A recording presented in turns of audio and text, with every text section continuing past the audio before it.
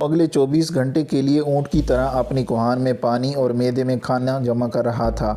آدھا گھنٹہ تک وہ اطمینان سے اپنے کام میں مصروف رہا، جس کے بعد اس نے دوسرے کمرے کا رخ کیا جو شاید ان کی خوابگاہ تھی۔ یہاں ایک وارڈروب میں ترتیب سے انسپکٹر کی وردیاں استری کرنے کے بعد ہینگر سے لٹکائی گئی تھیں، جبکہ سنگار میز پر اس کے سارے میڈلز اور سٹار رکھے ہوئے تھے۔ سنگار میز کے سامنے کھڑے ہو کر اس نے اپنے سراپے کا جائزہ لیا، پھر اچانک کسی برقی عمل کے تابع ملکہ باتھ روم میں گھس گیا۔ جب وہ 15 منٹ بعد باتھ روم سے باہر آیا تو اس نے نہ صرف تازہ شیو کی ہوئی تھی بلکہ جسم پر انسپکٹر BSF کی وردی بما ریوالور کے سجائی ہوئی تھی۔ یہ سب کچھ اسے اس گھر سے ملا تھا۔ اپنے جسم پر موجود تمام کپڑے اس نے احتیاط سے اس گھر کے ایک سٹور میں ایسی جگہ چھپا دیے تھے جہاں شاید یہاں کے مکینوں کو 2-3 ماہ بعد ہی جانے کا خیال آتا۔ اب وہ خوابگاہ کے بیڈ روم پر ٹیک لگائے آمدہ حالت کی منصوبہ بندی کر رہا تھا۔ سورج اب مغرب کی سمت اپنے سفر کا آغاز کرنے لگا تھا۔ کالونی کی زندگی بیدار ہو رہی تھی۔ دھوپ اور گرمی کے خوف سے اپنے گھروں میں سمٹے لوگ باہر آ رہے تھے، اور عین لمحات میں جب بھارت کی بارڈر سیکورٹی فورسز اور آرمی کے خاص یونٹ کے جوان وہاں سے 15-20 کلومیٹر دور دیہاتوں، کھیتوں اور بیرکوں کی خاک چھانتے پھر رہے تھے، وہ BSF کے انسپکٹر کے گھر میں نماز کی ادائیگی کے بعد اللہ تعالیٰ کے حضور گڑ گڑا کر اپنے مشن کی کامیابی کی دعا مانگنے کے بعد اپنی منزل کی طرف گامزن ہو گیا۔ اس کی گھڑی بھارتی وقت کے مطابق شام کے 6 بجا رہی تھی، جس کا مطلب یہ تھا کہ اب یہاں سے جوانوں کی ڈیوٹیاں بدلنے والی ہیں، اور یہی وقت تھا جس میں وہ آسانی سے کسی بھی طرف سلپ ہو سکتا تھا۔ جس راستے سے وہ واپس آیا تھا، اس راستے چھت پر چڑھ کر اس نے سامنے نظریں دوڑائیں اور دور دور تک کوئی ذی نفس دکھائی نہیں دے رہا تھا۔ اللہ کا نام لے کر وہ نیچے اترا اور تیزی سے سڑک عبور کر لی۔ اب اس نے زیر تعمیر عمارت کا راستہ چھوڑ دیا تھا اور مصنوعی جنگل کے ساتھ ساتھ جانے والی سڑک کے کنارے موجود بڑی بڑی خودرو جنگلی گھاس میں داخل ہو چکا تھا۔ اس گھاس کا سلسلہ جنگل تک پھیلا ہوا تھا۔ راستے میں کہیں کہیں تھوڑا سا قطع اراضی خالی دکھائی دیتا تھا جہاں سے جھاڑیاں سر اٹھاتی نظر آتی تھیں۔ کمر کے بل جھک کر وہ جنگل کی طرف سفر کر رہا تھا۔ اس سے بمشکل 10-12 گز کے فاصلے پر سڑک پر سائیکلوں پر BSF کے جوان آتے جاتے دکھائی دے رہے تھے۔ ان میں وہ بھی تھے جو اپنی ڈیوٹی آف کر کے آئے تھے اور وہ بھی تھے جو اپنی ڈیوٹی پر جا رہے تھے۔ مصنوعی جنگل کا آغاز ہو گیا تھا۔ سڑک جنگل میں داخل ہو رہی تھی، لیکن اس نے اب سڑک سے ہٹ کر گھوم کر کوئی مناسب جگہ دیکھنے کے بعد ہی اگلا لائے عمل طے کرنا تھا۔ سورج اب سامنے درختوں کی اوٹ میں اتر گیا تھا اور سرخی مائع روشنی کی لمبی لکیر چاروں طرف پھیل چکی تھی، لیکن جنگل پر ملگجا اندھیرا اتر آیا تھا۔ گو کہ اتنی روشنی باقی تھی جس میں یہاں کا منظر صاف دکھائی دے رہا تھا۔ نیم دائرے میں لگے جنگلی درختوں اور گھاس کے گھنے سلسلے میں اب وہ تقریباً 1.5 فرلانگ کا فاصلہ طے کر چکا تھا جب اچانک کانٹے دار تار نے اس کا راستہ روک لیا۔ کانٹے دار تار یہاں بچھائی ضرور گئی تھی، لیکن زیادہ نہیں۔ اپنی تربیت کے بل پر اس نے آسانی سے یہ سلسلہ پار کر لیا۔ اب وہ اونچی نیچی اور قدرے ناہموار جگہ پر چل رہا تھا۔ یہ شاید قدرتی شکست ریخت کا نتیجہ تھا۔ جلدی گھنے درختوں نے اسے کمروں کی ایک قطار جھانکتی دکھائی دی۔ اس کے ساتھ ہی راکٹ لانچر کے فائر کا زبردست دھماکہ ہوا اور وہ کسی لاشعوری عمل کے تحت زمین سے چپک کر لیٹ گیا۔ اس کے ساتھ ہی LMG اور پھر دوسرے خودکار اسلحے کی فائرنگ کی آوازیں سنائی دینے لگی۔ کیپٹن جمشید نے زمین پر لیٹے لیٹے اندازہ لگا لیا تھا کہ اس سے کچھ فاصلے پر نظر آنے والی ان بیرکوں کے آگے شاید وہ لوگ کوئی مشق کر رہے ہیں۔ یہ اس کے لیے بہترین موقع تھا۔ اس اطمینان کے بعد کہ ارد گرد کوئی گارڈ موجود نہیں، وہ قریباً بھاگتا ہوا بیرکوں کی پشت پر پہنچ گیا۔ بیرکیں 10-15 سال پہلے کی تعمیر شدہ دکھائی دے رہی تھیں۔ شاید پہلے انہیں کسی اور مقصد کے لیے تعمیر کیا گیا ہو۔ اب تو ان سے ملکہ درختوں نے انہیں اس طرح اپنے اندر چھپا لیا تھا کہ انہی کا حصہ معلوم ہو رہی تھیں۔ درختوں کی شاخوں کے اتنے ڈھیر بیرکوں کی چھتوں پر پڑے ہوئے تھے کہ اس میں فوج کی ایک کمپنی آسانی سے چھپ سکتی تھی۔ ان لوگوں نے شاید یہ کبھی سوچا بھی نہیں ہوگا کہ کبھی اس طرف سے بھی کوئی بلا ان پر نازل ہو سکتی ہے۔ فائرنگ کی آوازیں آ رہی تھیں جب اس نے بندر کی طرح ایک درخت پر چھلانگ لگائی اور دیکھتے ہی دیکھتے اس کی شاخوں کے رستے بیرک کی چھت پر پہنچ گیا۔ اس کی نظروں کے سامنے اچانک ہی مکمل میدان جنگ آ گیا تھا۔ 3-4 کنال سے بڑے ہموار قطع اراضی میں مختلف جگہ ریت کی بوریوں کے پیچھے دیواروں پر وہ لوگ فائرنگ کی مشق کروا رہے تھے۔ ایک کونے میں ایک نوجوان کو کندھے سے لگا کر راکٹ لانچر چلانے کی تربیت دی جا رہی تھی، جبکہ باقی لوگ خودکار اسلحہ سے چاروں طرف اس طرح فائرنگ کر رہے تھے جیسے تربیت یافتہ فوجیوں سے کروائی جاتی ہیں۔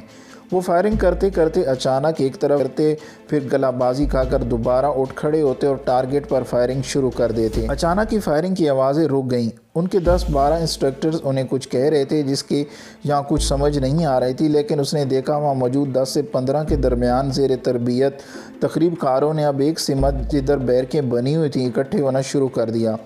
اب ایک نیا تماشا شروع ہونے جا رہا تھا۔ اس نے دیکھا بھارتی فوج کی وردی میں ملبوس کچھ جوانوں نے سامنے 2-3 کنال کے ایریا میں ڈمیاں رکھنا شروع کر دیں۔ یہ لکڑی کی ڈمیاں تھیں، جس کے بعد کسی نے دستی مائکروفون پر چلا کر کہا الرٹ کا سگنل دیا، جس کے ساتھ ہی زور سے سٹارٹ کی آواز سنائی دی۔ کیپٹن جمشید کے دائیں ہاتھ سے ایک سفید رنگ کی کار تیزی سے برآمد ہوئی، جس کی دائیں سمت والی کھڑکی سے 2 نوجوان اندھا دھند فائرنگ کر رہے تھے۔ کار تیز رفتاری سے گزرتی چلی گئی اور ڈمیاں گراتی چلی گئی۔ بالآخر دوسرے سرے پر جا کر کار رک گئی، جس کے ساتھ ہی اس کے پہیے چرچرانے کی آوازیں سنائی دیں۔ شاید ڈرائیور نے بہت تیزی سے موڑ کاٹا تھا۔ اب دوسری سمت سے لوگ فائرنگ کر رہے تھے۔ کار جس طرح آئی تھی اس طرح پلک جھپکتے غائب ہو گئی۔ ویل ڈن، کسی نے مائکروفون پر چلا کر انہیں داد دی۔ کیپٹن جمشید کی آنکھوں میں خون اتر آیا۔ اسے سمجھ آ گئی کہ یہ کون لوگ ہیں، انہیں کیا بتایا اور سکھایا جا رہا ہے۔ اس کے بعد ملک میں ایسی سفید رنگ کی پر اسرار کاروں سے بالکل اسی انداز میں فائرنگ کے واقعات روزانہ کا معمول بن چکے تھے، جس میں اب تک سینکڑوں بے گناہوں کو جان سے ہاتھ دھونے پڑے تھے۔ اب انہوں نے میدان میں سرچ لائٹس روشن کر لی تھیں۔ اس کی آنکھوں کے سامنے درختوں کے ایسے ہی جھنڈ میں 2 بڑے بڑے کمرے موجود تھے۔ بھارتی فوج کے جوانوں نے وہاں موجود RPG راکٹ لانچر اور آٹومیٹک رائفلیں وغیرہ جو انہوں نے ایک کمرے میں رکھ دیں، اور اب دوسرے کمرے سے 3-4 جوان کچھ سامان اٹھا کر باہر آ رہے تھے۔ اب انہوں نے وہاں 2-3-4 ڈمیاں فاصلے پر رکھ دیں جس سے وہ بارود باندھ رہے تھے۔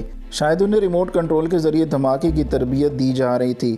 بھارتی انٹیلی جنس کے انسٹرکٹروں نے نوجوانوں سے میگنیٹ کی طرح کے لوہے سے چپک جانے والے کچھ آلات نصب کیے ہوئے تھے۔ یہ شاید دھماکے سے گاڑیوں اور عمارتوں کو تباہ کرنے کی تربیت تھی۔ ان نوجوانوں کو ریموٹ کنٹرول بم چلانے کی تربیت دی جا رہی تھی۔ مائکروفون پر ریڈی کی آواز سنائی دی، جس کے ساتھ ہی زور سے کسی نے اوکے کہا۔ مائکروفون پر کوئی دوبارہ چلایا اور ایک کار تیزی سے دوبارہ نمودار ہوئی۔ جمشید نے دیکھا جیسے جیسے وہ کار ایک ڈمی کے نزدیک سے گزرتی، اس کے ساتھ اس ڈمی کو زیر تربیت تخریب کار دھماکے سے اڑا دیتے۔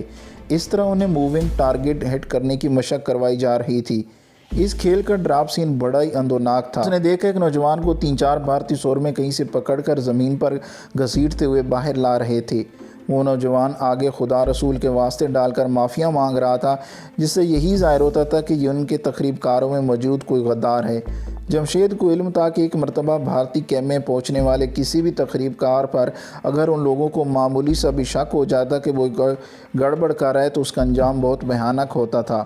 انہوں نے چیختے چلاتے اس بدقسمت تخریب کار کو میدان میں گڑے ایک لکڑی کے کھمبے سے باندھ دیا، جس کے بعد کا منظر بڑا ہی لرزا دینے والا تھا۔ سرچ لائٹس کی تیز روشنیوں میں اس نے جین جیکٹ میں ملبوس ایک لڑکی اور ایک لمبے لمبے بالوں والے شخص کو شاید ان بیرکوں میں موجود کسی کمرے سے برآمد ہوتے دیکھا۔ دونوں کے چہرے سرچ لائٹ میں اس کے بالکل سامنے تھے۔ اس کے دل و دماغ کو زبردست دھچکا لگا، کیونکہ دونوں نوجوان چہروں سے وہ آشنا تھے۔ ان میں سے ایک ملک کے مشہور ماڈل گر خانم اور دوسرا مشہور مذہبی اور سماجی لیڈر سائیں لوک تھا۔ سائیں لوک کا نام تو کچھ اور ہی تھا، لیکن سیاسی اور سماجی حلقوں میں اسے سائیں لوک کہہ کر ہی پکارا جاتا تھا۔ اس کا تعلق کسی خاص سیاسی یا مذہبی جماعت سے تو نہیں تھا، لیکن اس کے متعلق مشہور تھا کہ اس کے پاس پر اسرار علوم ہیں، خصوصاً وہ دست شناسی کے حوالے سے ملک کی VIP شخصیات میں ایک اہم مقام رکھتا تھا۔ بڑے بڑے لوگ اس سے 1-2 ملاقاتوں کے بعد ضعیف العقیدہ ہو کر کسی بھی کام کو کرنے یا نہ کرنے کے لیے وقت سے متعلق دریافت کیا کرتے تھے۔ اور خانم نام تو اس کا انجانے کیا تھا، لیکن گلیمر کی دنیا میں اس نے ہنگامہ برپا کیا ہوا تھا۔ ملک کی سیاسی اور سماجی محفلوں کی تو وہ جان سمجھی جاتی تھی۔ اس سے تعلق قائم کرنا معاشرے میں تفاقم کی علامت سمجھا جاتا تھا۔ اس کے لیے ان دونوں کی اکٹھے جہاں موجودگی پہلے تو چونکا دینے والی تھی، لیکن جلدی اسے سمجھ آ گئی۔ سائیں لوک نے وہاں جمع ہونے والے نوجوانوں کے سامنے مختصر تقریر کی۔ جمشید کو اس کی آواز تو سنائی نہیں دے رہی تھی، لیکن اس کا مطلب ضرور سمجھتا تھا۔ جب سائیں لوک دیوانگی کے عالم میں سامنے بندے نوجوان کی طرف اشارہ کرتا تو وہاں موجود تقریب کاروں میں سے کوئی نہ کوئی آگے بڑھ کر اس کے منہ پر زوردار تھپڑ ضرور مارتا تھا۔ اچانک ہی جیسے خانہ پر وحشیانہ دورہ پڑا ہو، اس نے اپنے پیتلون کی بیلٹ اتاری اور اس نوجوان پر دیوانگی کے اس عالم میں پل پڑی۔ اس نے اپنی بیلٹ کو کوڑے کی شکل دے لی تھی جس سے وہ نوجوان کے جسم پر مارتی جاتی۔ جیسے جیسے اس کی آواز سے تڑپنے پر چیخیں بلند ہوتی، اس کے ساتھ ساتھ ان وحشیوں کے کہکے بھی بلند ہونے لگتے۔ خانم اب تھک کر ہانپنے لگی تھی۔ اس نے بیلٹ زمین پر پھینک کر اس جوان کی طرف ڈھلکی ہوئی گردن کو اس کے بال پکڑ کر سیدھا کیا اور زوردار تھپڑ اس کے منہ پر دے مارا۔ مار کھانے والا شاید بے ہوش ہو چکا تھا کیونکہ ایک بھارتی فوجی نے اس کے منہ پر پانی کے چھینٹے مارنے شروع کر دیے تھے۔ اس کے بعد کا منظر بڑا ہی خوفناک تھا۔ سائیں لوک نے وہاں موجود ایک جوان کی گن پکڑ کر سیدھی کی اور اس نوجوان کے جسم میں گن میں موجود ساری گولیاں یک کے بعد دیگرے اتار دیں۔ مرنے والے کے جسم سے خون فواروں کی طرح ابل رہا تھا۔ اس وحشیانہ کھیل کے باقی کردار زور زور سے کہکے لگا رہے تھے۔ کہکے لگانے والوں میں سائیں لوک کا ساتھ سب سے زیادہ بڑھ چڑھ کر خانم دے رہی تھی۔ جمشید کے سامنے اس وقت عورت کے روپ میں شیطان اپنی تمام تر حشر سامانیوں سمیت موجود تھا۔